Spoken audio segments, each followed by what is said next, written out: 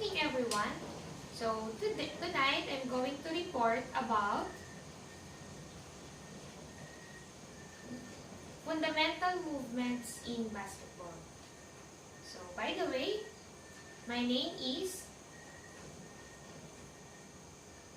Melchinet Esteban, second year BEd. First, alamin muna natin kung anong definition ng basketball. So, ano nga ba? What is basketball? Basketball is a game played between two teams of 5 players in which goals are scored by throwing a ball through a net hoop fixed above each end of the court. So, this is an example or picture of a basketball game. Each team has 5 players. So their goal is to shoot the ball into the net or the hoop to get the score. So now, why is it important to focus on basketball fundamentals? So according to Terry Scott stats, the fundamentals of the game are the same wherever you go. Pass, dribble, shoot, defend, rebound, screen, play hard, and together. So, sabi niya, yung paglalaro ng basketball ay pwede nating i-relate in our real life situation. We can pass, dribble, shoot, defend, rebound, screen, and work hard together. So, I have here some quotes related to the basketball game that we can use in our lives. I hope me and you learn from it. Pinili ko to from Google kasi ito yung nagustuhan kong quotes galing sa basketball. Okay, let's start. Sabi dyan, you can win unless you learn how to lose. So, sa ating buhay, just like basketball, hindi natin maaabot yung mga goals natin sa buhay or yung mga gusto nating maabot kapag hindi natin naranasang madapa or hindi natin maranasang matalo. So, in order for us to be strong, para ang maabot yung mga goals natin sa future, kailangan natin, alam natin yung pakiramdam kung paano matalo, kagaya sa basketball. Next is, what is love? Love is playing every game. Like it's your last. So, isa rin ito sa napili ko kasi tungkol sa love. Love is playing every game like it's your last. So, kapag pala tayo ay nagmamahal, kailangan isipin natin na ito na yung last para lagi natin ibibigay yung ating best para dun sa taong mahal natin. Next is, if life was basketball, free throws would be second chances. Don't miss yours. So, isa to sa pinaka-favorite ko doon sa mga quotes na nakita ko. Kasi, tama-tama, diba? Second chances. Parang kasi nakaka-relate ako dito sa quotes na to kasi mahalaga sa ating buhay, minsan lang magkaroon ng second chances kasi chances are not unlimited naman. So, kapag binigyan tayo ng pagkakataon, if ever, na mag-fail tayo sa isang bagay, and then binigyan tayo ng ng second chances, i-grab na natin yung opportunity para maitama natin kung ano yung mga mali natin nagawa noong umpisa, and then maitama natin for a second time. Kaya kapag binigyan ng second chance, don't miss it. Next is, the biggest mistake in life is thinking we have time. Dati ko pa itong nabasang quotes na to na kagaya sa basketball, di ba? Ang paglalaro kasi ng basketball is meron lang allotted time para matapos yung game. So, di ba meron yung tinatawag na last 2 minutes. So, sa ating buhay, palagi kasi tayo nag-iisip na ay, may time pa naman, saka ko nagagawin. Pero mali pala yun. Lagi natin isa-isip tuwing araw-araw na baka last na to, wala nang time. Para lagi for example, sa mga mahal natin sa buhay, how can we forgive, how can we love? Kung hindi pa natin simulan ngayon, kailan pa, di ba? So, kailangan, palagi pala natin iisipin na there is no time para maibigay natin yung best natin sa araw-araw. Yan. So, ang fundamentals in basketball ay napakahalaga kasi ang tinatawag ng fundamentals is yung basic na kaalaman tungkol sa basketball. Ang isang player ng basketball is hindi ma-achieve yung pagiging best player niya kung hindi niya pinag-aralan yung fundamentals or yung basic fundamentals in playing the basketball. Si Stephen Curry, everyone knows naman who is Stephen Curry dahil sikat siyang basketballista. Sikat siya dun sa 30 feet shooting or yung malayo sa court, sa ring. Pero nasushoot niya. Doon sikat si Stephen Curry. Bago niya na-achieve yung 30 feet shooting, dumaan din siya sa basic steps ng shooting. So, yun yung importance ng fundamentals of basketball. Kailangan, alam mo yung basic bago mo marating yung pinakang main goal or bago mo ma-achieve yung pagiging best player.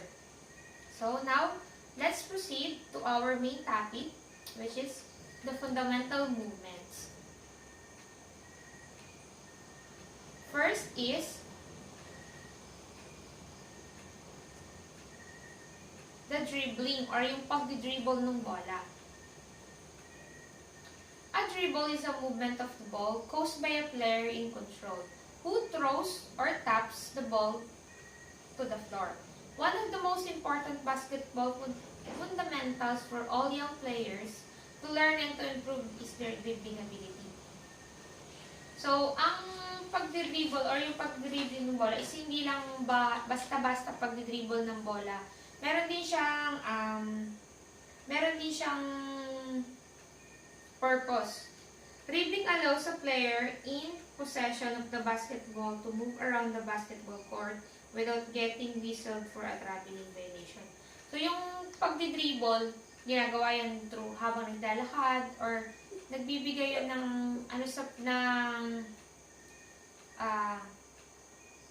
kasiglahan sa player.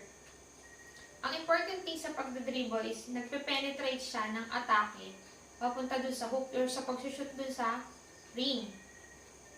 And then, improving a passing angle. Yung nag-i-improve din siya ng mga anggulo para ipasa ng maayos yung bola papunta dun sa teammates. Next is rebounding. Ayan. Rebounding is the act of securing the ball after a missed shot. This is a crucial basketball skill for every player to learn, regardless of how tall you are or what position you play. Yung rebounding is, di ba yung minsan nag-shoot ng ball yung player malapit sa ring. And then, kailangan niyang i-shoot ulit para makascore.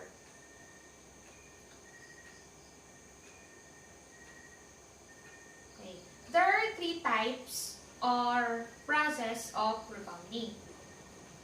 Number 1 is fine. Ang unang gagawin tayo ng player kapag na-miss niya yung unang shot niya is to find. As soon as the basketball leaves the shooter's hands, all 5 defenders need to find their opponent. Kapag nag-miss yung shot ng isang player, kailangan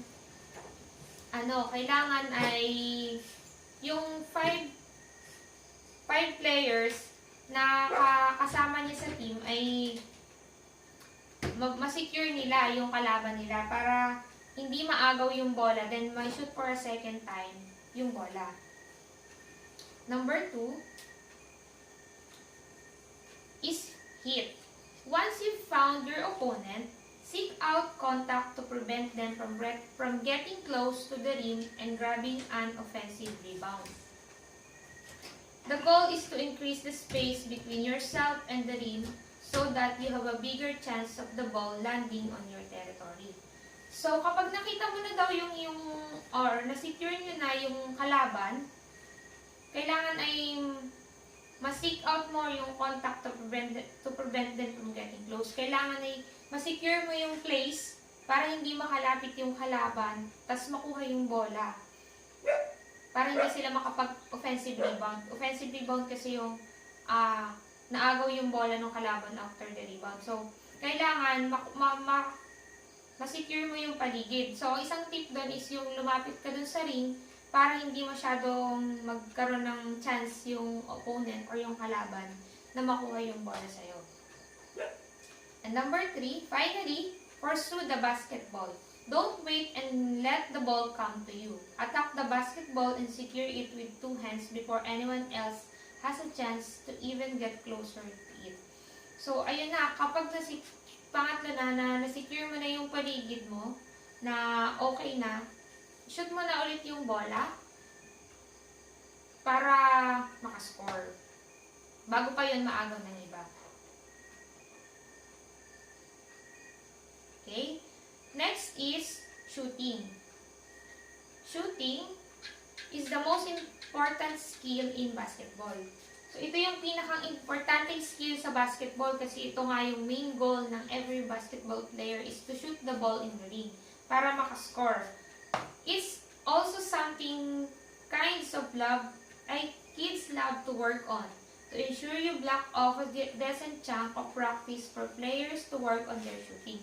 So, ito talaga yung pinakang main part ng basketball is to shoot the ball on the ring.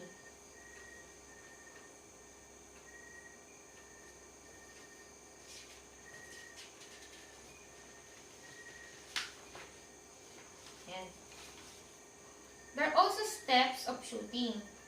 2 steps of shooting. Step 1 is the technique.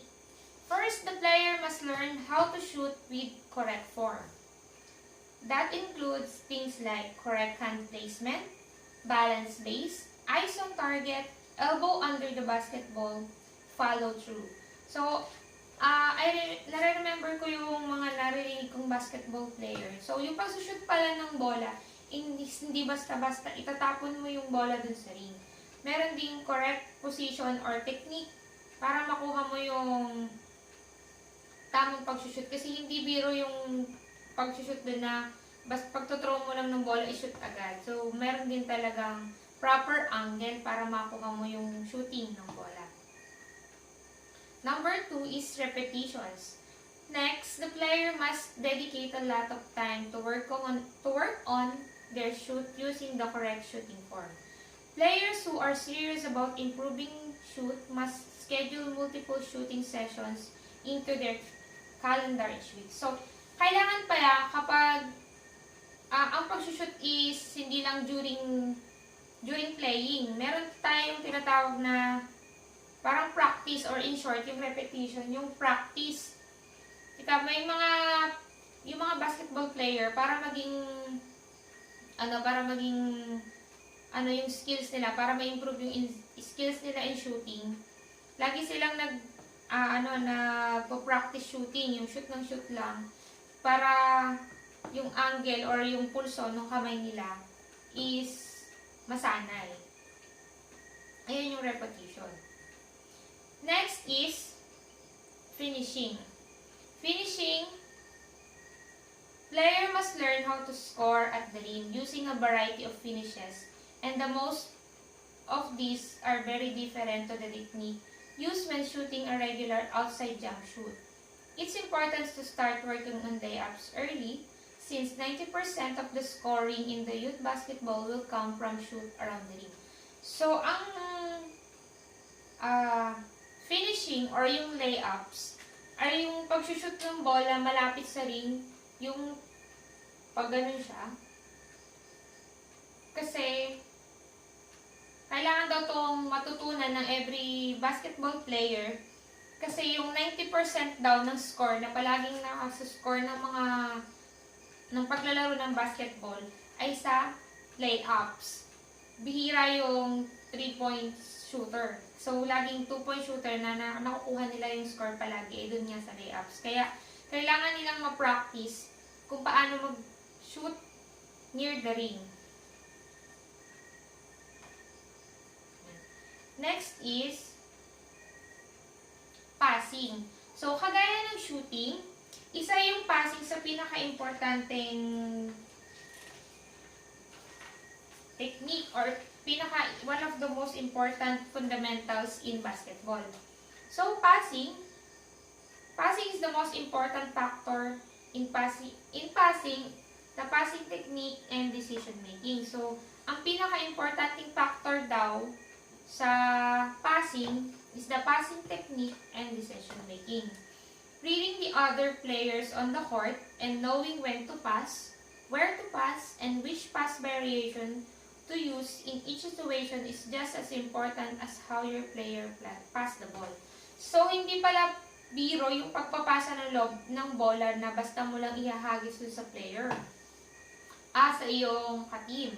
Kailangan alam mo rin kung kailan mo ipapasa, saan mo ipapasa, para ma-secure yung bola na hindi maagaw sa inyo nung kabilang team. So, kailangan din, halimbawa, yung technique sa pagpapasa, kasi may mga technique din ng pagpapasa, and then yung making decisions. Kung halimbawa, ikaw yung may hawak ng bola, dapat alam mo rin, o nakakapag-decide ka na kung kanino mo ba ipapasa, oras na ba para ipasa. Dapat, ang basketball player ay napapractice din yung mga ganong bagay. Okay, next is defense. A basketball defense refers to the defensive strategies, alignments, and positioning that a team uses to prevent the opposing offense from scoring the basket. So, isa rin to sa pinaka-importanting part ng basketball is yung defense. Yung paano mo po protektahan yung bola na maagaw sa'yo ng kalaban. So, there are two types of defense. Off-ball defense and on-ball defense. Yung on-ball defense, yun yung ikaw yung may hawak ng bola, tapos ididepensa mo yung bola na para hindi maagaw nung nakaharang na kalaban. And then yung off-ball defense naman, ito yung, di ba merong kahit wala sa'yo yung bola, merong nakaharang na opponent sa'yo. So, ayun yun. Kailangan mong matutunan na idepensa yung maging handa ka para in case na sa'yo ipasa yung bola ng iyong kakampi, alam mo kung paano ididepensa yun or didepensahan yung bolang mapupunta sa'yo. So, meron off-ball and on-ball defense. Next is footwork. Okay? Footwork, sabi ni Coach Krzyzewski, footwork is one of the primary prerequisites to becoming a great player. So, correct footwork is the foundation every player must build their game on. It's an important factor in every skill. So, lahat daw ng part ng basketball like dribbling, shooting, rebounding, passing, lahat yun ay mayroong footwork o yung tamang posisyon ng paa, tamang posisyon ng kung paano kakakbang. Kasi, malaking factor yon lalo halimbawa sa shooting. Merong chance minsan na ma-miss mo yung ball kapag mali yung iyong footwork. Okay, next is screening. A screen, also called a pick, is a legal block set by an offensive player on the side or behind a defender in order to free a teammate to make a shot or receive a pass. A good screen is a matter of angles and timing. It can be set anywhere on the floor.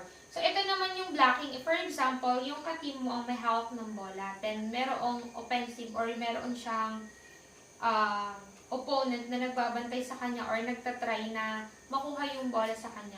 Ito daw screen ay legal blocking or pwede mong i-block yung yung kakampi mo against dun sa kalaban para hindi makuha nung kalaban yung bola dun sa may hawak na kakampi mo. Yun daw ang tinatawag na screen or like something in this picture. Ayan.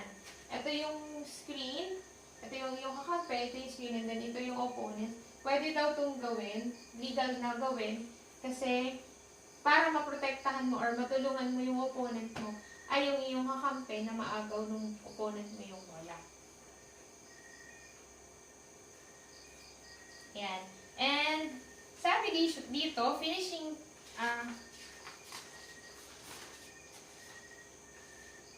a word of warning, some coaches daw in basketball are hindi masyadong tinuturo yung fundamentals or basic fundamentals in basketball.